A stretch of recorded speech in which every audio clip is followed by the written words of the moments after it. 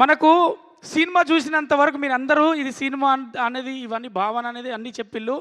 బాలేబాబు గారి గురించి ఒక్క విషయం చెప్తాను నేను. బాలేబాబు గారికి నటనలో మన ఇండస్ట్రీలో పోటీ లేదనేది మనందరికీ తెలుసు.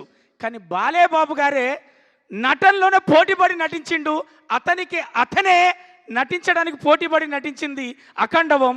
ఎందుకంటే అఖండ తాండవంలో నటిస్తే జరగదు, అణువు తను ఫీల్ అవుతే, అణువు భక్తితో మునిగి తేలితే తప్ప ఆ అఖండ క్యారెక్టరు ఒక్కొక్క ఎక్స్ప్రెషన్ కావచ్చు, ఒక్కొక్క నటన చేసిన చలిలో కావచ్చు.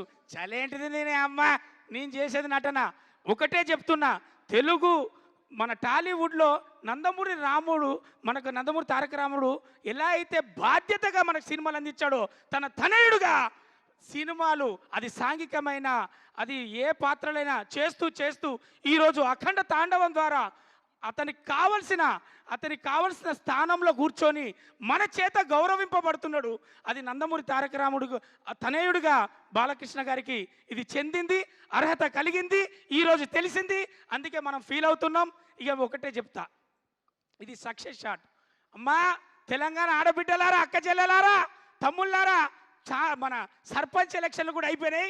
ఇక మీరు కదిలి సినిమా థియేటర్లో పోతే ఈ సినిమాని గెలిపిస్తే మన అందరం కూడా సినిమా కాదమ్మా ఇది మన పిల్లలకు, మన ఆడబిడ్డలకు, మన తల్లిదండ్రులకు అందరితో పాటు చూసే ఒక బాధ్యతతో కూడినటువంటి సినిమా మనకు బాలయ్య బాబు గారు, బోయపాటి గారు, తమన్ గారు ముగ్గురు కలిసి మనల్ని అందరికీ ఏం చెప్పాలో, ఏది చెప్పాలో, ఇప్పుడు కాకపోతే ఇంకెప్పుడు చెప్తాం, ఇది కాకపోతే ఇంకేది చెప్తాం అని ఒక భావనతోటి మనకు అందించినటువంటి చిత్రాన్ని మనమే చూడాలి, మనమే విజయవంతం చేయాలి.